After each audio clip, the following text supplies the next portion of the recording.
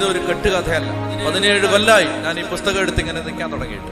17 കൊല്ലം ഞാൻ പറയാം നിങ്ങളോട്, കരഞ്ഞു പറയാം, നിലവിളിച്ച് പറയാം, കാല് പിടിച്ച് പറയാം, അട്ടഹസിച്ച് പറയാം. ഈ പുസ്തകത്തിന് മനുഷ്യന്റെ തലവര മാറ്റാനുള്ള ശക്തിയുണ്ട്.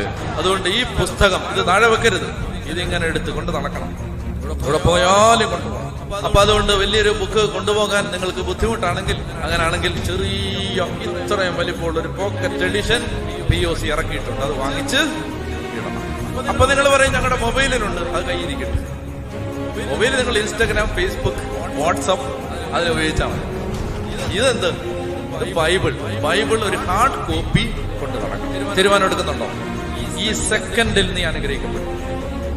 ഈ സെക്കൻഡിൽ മാറ്റമില്ല. ആലോചിച്ച് ഹോംവർക്ക് ചെയ്ത് എഴുതി വെച്ച് പറയുകയല്ല, ആത്മാവിൽ പറയുകയാണ്.